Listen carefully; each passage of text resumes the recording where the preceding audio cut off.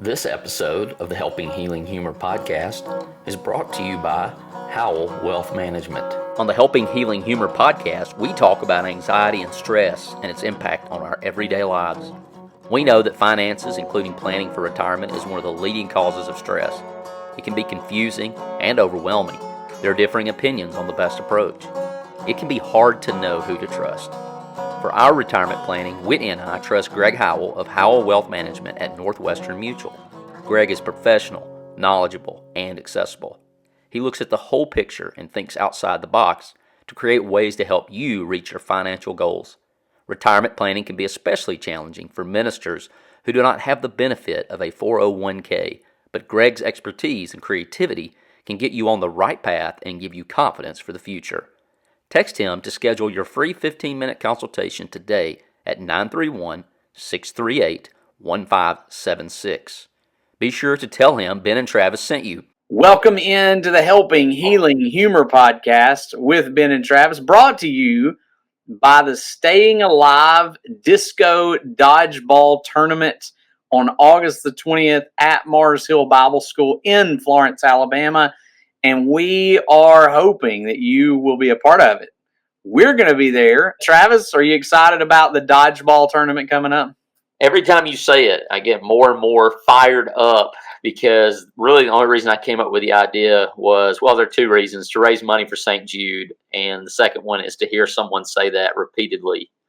You did put the G on the end of staying alive. Just stay in. Yeah, so you got to make sure everybody knows we're in the South if they couldn't tell just by the accent. But I'm really ready to go. I'm excited to see some people throw dodgeballs at people. If it comes down to it, you and I will just throw dodgeballs at each other. But it will be live on Facebook. We're holding out for technology and TikTok and YouTube. And as I always say, we just love all of our guests, and this one has a special place in all of our hearts because every good idea that we come up with, it's actually Cayron Mann's idea. So Cayron, it is great to have you with us. How are you doing? I'm doing great. And I mean, because of that disco dodgeball, the Staying Alive Disco Dodgeball Tournament, is that right? Yes. Mm-hmm. Mm-hmm. I mean, I hope to be there because I do hear that there will be trauma, and being a trauma therapist, I'm all for that. In business. It's amazing. All weekend. We're going to just set you up a booth in the corner like a confessional, but it's going to be a counseling booth. So when you take one off the face, you have to go see Cayron for trauma for just a couple of minutes, and then you come back out. That's what we'll call the penalty box, or maybe the bench area when you get out. It's the Cayron Mann penalty box. But to answer your question, I'm doing great. It's great to be here again. Yeah, it's been too long. I was noticing we've had you on a couple of times, but it's been a while since the last time. And so as we head into school and all that good stuff, thought what better time, what better place than now to have Cayron back on. And Cayron, you're here to talk to us a little bit. We're going to ask you some questions about E.M.D.R. So the first question is what does that stand for? EMDR is a type of therapy. You may hear about talk therapy, which oftentimes is just known as CBT or cognitive behavioral therapy. There's all types of different therapy modalities. And EMDR is just another one of those types of therapy that can be very effective for people. EMDR stands for, those letters stand for eye movement desensitization and reprocessing. And by eye, I mean our eyes. And that little acronym or that abbreviation, that is the key to it a lot of times is this bilateral movement. There was a psychologist named Francine Shapiro, and this doesn't seem like all that long ago to me, but back in 1987. 1900. That's right. The year of our Lord. That's exactly, yeah.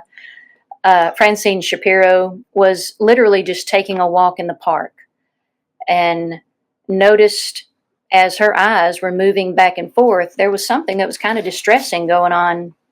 And she realized that she was feeling a little bit less distressed. Well, we all know that back in 10th grade biology, we had that question about what's that phase of sleep or that stage of sleep where the eyes are moving rapidly, and we probably got the question right, but it was rapid eye movement, or REM sleep. Only because there's a band. Exactly, yeah. If it was biology, that's me in the corner asleep on my desk. But That's me in the corner. But she started thinking, if this is happening naturally when we're sleeping, and then she noticed when she was walking the park and her eyes were moving that she was feeling a little bit better. What if we just test out this theory? Can we do this eye movement back and forth? And it really can be helpful for someone when they're having these distressing memories. Come to find out, it is one of the most researched therapies out there. And she tested it and tested it and tested it.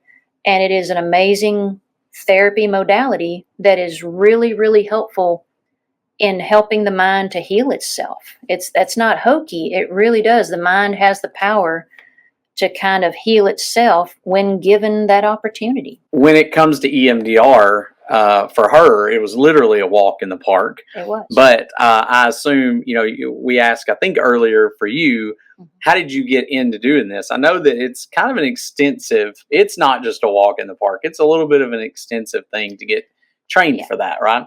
It is. The training is, 5-day intensive training, more hours of consultation, and then a therapist might make the decision to become certified, which I decided to do. And at this point, I'm also now going into consultation with it and helping other therapists who have gone through the training.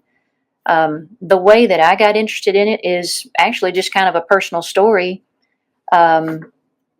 A lot of times there's traumas that happen to people. I think, there's very few people that we know of that have not experienced something that is actually, quote, traumatic in their lives. A lot of times we think of post-traumatic stress as, oh, well, that's strictly for military. Well, it's not.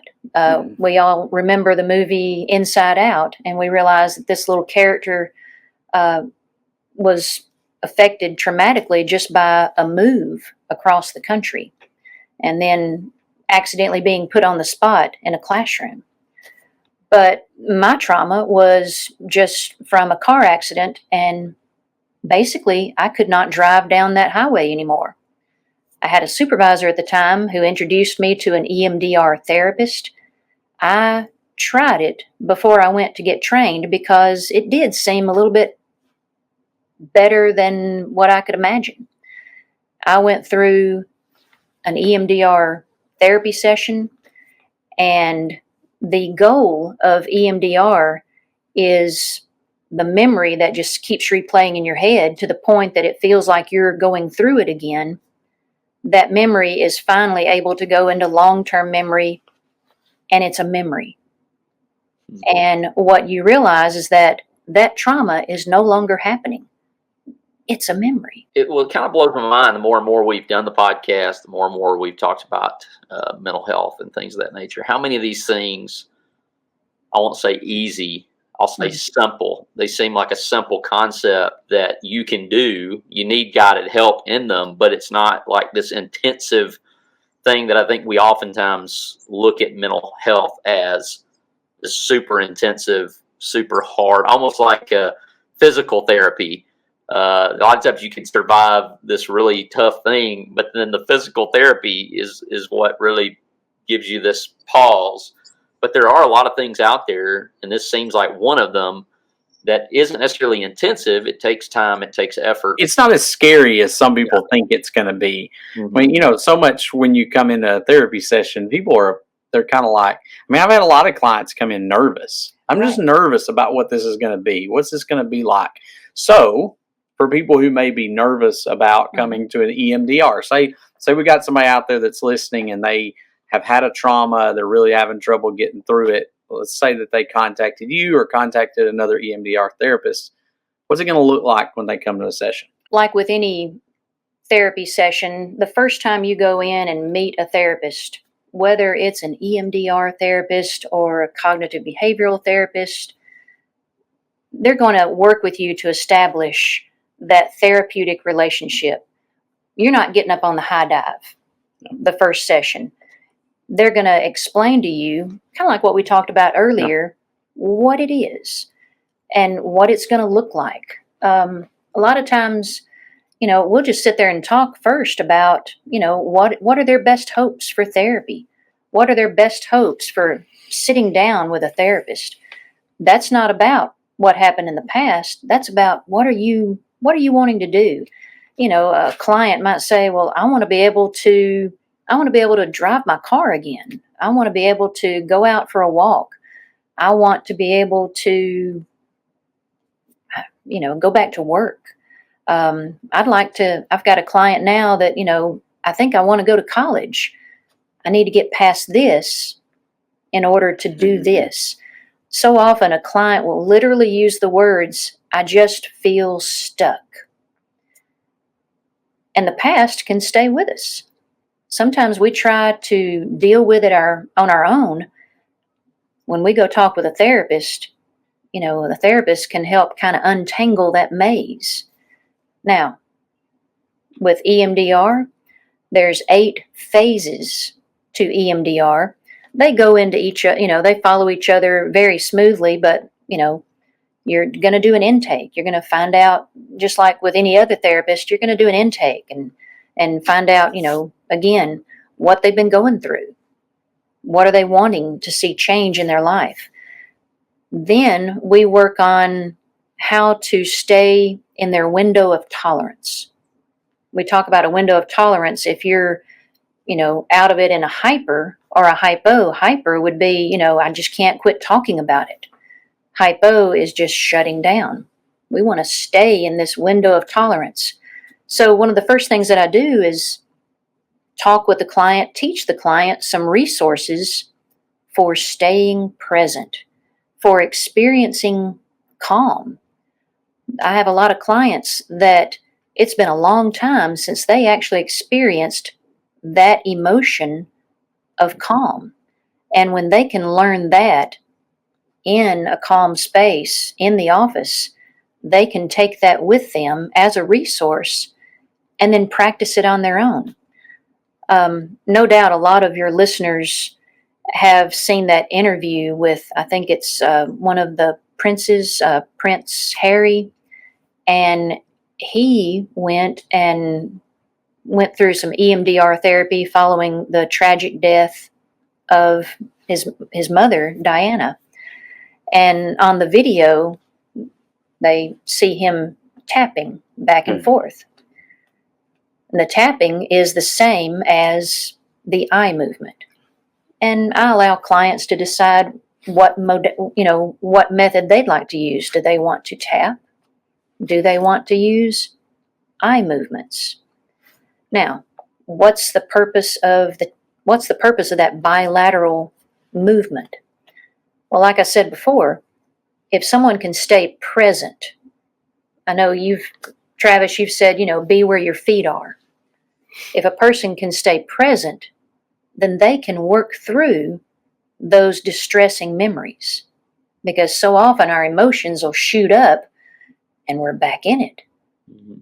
But when we can be calm, when we learn some resources to be calm, and that's one of the first things that we do in an EMDR session, when a person can stay in that window of tolerance, when they can be where their feet are, it's amazing what they can do with that traumatic memory. So is it with the tapping, the bilateral movement and all that sort of thing, eyes tapping, does that have to do with, left brain, logical brain, thinking brain, right brain, emotion brain, sort of helping those two work together again and play nice again? Exactly. It really does. I mean, if you're able to stay present, and that tapping, it's gonna keep you right there, as we say, keep you in the room. At the same time, let's say a person's doing eye movement or they're doing the tapping, it does. It allows those two hemispheres of the brain to work together like they do when we're asleep. What's amazing to me is you mentioned PTSD, and I've never been in a military situation or anything like that. I guess you could say somewhat with my leukemia. It's almost like there's a focus on the thing at hand, like you're trained to do a task. It's almost like your brain goes into you get the task done, and then following, now that I'm on this side of my diagnosis, there's a lot of working back through the things that you actually witnessed, that you kind of just kept your head down to get through. And then you get on the back end, or you survive it, and it's like, okay, now I've got to process this somehow. And so I think from breathing techniques to EMDR, they provide a way of kind of doing that. And I liked what you said about putting it in the long-term memory to where you can talk about it. And I've certainly experienced driving in October and driving by the hospital on a rainy day, and it's like, okay, I just have to pull the car over. That's a little bit of post-traumatic stress. I mean, post just meaning after the trauma. In your book, you and Whitney talk about, how y'all, the things that were happening quickly and slowly, but the things that just needed to start happening that day, and how y'all handled it remarkably well. And then thinking back, okay, what do we do now? And like you said, how do I process this? I know that we're doing this. I know that this is having to be done. I know that we just did this, but it doesn't make sense. And now the emotions are starting to take over. And your brain has not really been able to integrate it into, okay, this is normal or this isn't normal. But it's that integration, that processing. Because, even now, when you pass by the hospital in the fall on a cold day, and maybe even hearing me say that, you feel something in your body probably. Mm-hmm. And that's something that we work on in an EMDR session. I'll ask the client, where are you feeling in your body when you think about it? What's the negative belief that you have about yourself when you think about that trauma? And so often that negative belief, that negative cognition, it's first person, like, I'm not in control. I can't handle this. It may be any number of negative beliefs that we have about ourselves. So we use that cognition. We use that body sensation. A client might say, well, when I think about that event, I can feel a tightening in my chest. Or it feels like I'm, having some trouble breathing, or I feel my shoulders tighten. But isn't that amazing that the brain has that connection with our body? That when we think about something, our body responds. The book called The Body Keeps the Score. Exactly. And it knows, and it registers with it. And there's I'm not trained in EMDR, but I've done some rapid resolution training with trauma. And that's one thing that you talked about, the idea of being stuck. And there's some stories that they tell, when I was going through some of those trainings. And one of them was, about like somebody in the military talking about a scenario that was happening. And it, when they told it, it sounded like this person died that they were close to. And it turned out that he lived through the explosion and had to be taken away. But this guy was like stuck in that moment. Yeah. And then another was a rape victim who was stuck in the moment of where she was talking about how she was that victim in this situation, but she managed to run away and get out of it and get to safety and was sitting in a therapist's office. And so they reminded her, you're not stuck there, but it's almost like pausing a movie in the middle of the movie. Like you're at the worst point in the movie and you hit pause and you walked away from it and never watched it again. And so helping them realize that there's more to the story.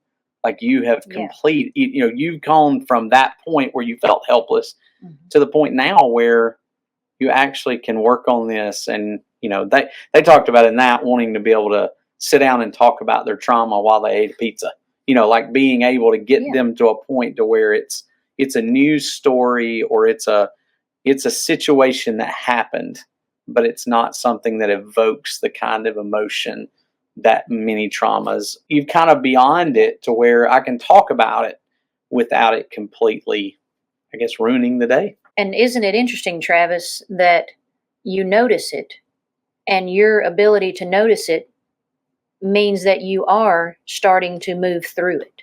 Mm-hmm. Yeah. They're definitely, I get the pause, because it's like some days that guy didn't exist. Like he's a different person altogether. And I don't know if that's a survival of just like, hey, I don't know if that's a disconnect on purpose or how that works, but there are days where it's kind of like, did that even happen? Was that real? And certainly the podcast has helped, kind of talk about things and process it like that. We are very thankful for Challenge Youth Conference continued support of this podcast and their partnership in raising funds for St. Jude through the Staying Alive Dodgeball Tournament. The purpose of Challenge Youth Conference is to meet the needs of our church teenagers who are growing up in a society that is often indifferent to living a life for Christ. CYC's mission is to present a program utilizing solid and sound scriptural emphasis. Our vision is to maintain a positive program which empowers our teenagers with sound teaching that challenges and encourages them to live their lives for Christ. CYC Dallas will be on the weekend of January 13th through the 15th, and the Pigeon Forge dates are February 24th through the 26th. You can email info@cyconline.com or go to cyconline.com to learn more information. We hope to see you there. Is there anything else about EMDR we wanted to talk about? Well, I know this was just kind of an introduction to eye movement desensitization reprocessing, and it's a fabulous therapy. And one thing about it is it's not necessarily known as a talk therapy, and that is one reason why a lot of military individuals, service members, really like it, because there are some things that they have witnessed, that they have gone through, that they really are unable to talk about, but they have it. And that's what I find really unique about EMDR therapy, is that I don't have to be given, as a therapist, my client doesn't have to give me a narrative. They don't have to give me a history lesson in what they went through in order to receive the benefits and to be successful with that therapy. And that's pretty amazing. I know I brought up military again, but I don't have a lot of military clients. Most of my clients dealt with childhood trauma growing up, and things like car accidents, and maybe also you may not have had to have experienced the trauma. You could have heard about it, and it affected you. Mm-hmm. Often I'll tell my client, and I'll just use us as an example, if we were all three, we'll say maybe hunting with Ben in is it called a shooting house? That's good. Yeah. Shooting house. All righty. I've been listening. And so the three of us are lined up. A shooting house. Okay. Kind of like, the stay in alive. It's the shooting The shooting house. Thank you. So we're all in the shooting house about, 5:30 a.m. and it's getting daylight. And Ben notices exactly, what he needs to, I guess if it's brown, it's down type of situation. Mm-hmm. And he lets us know, and he takes the shot.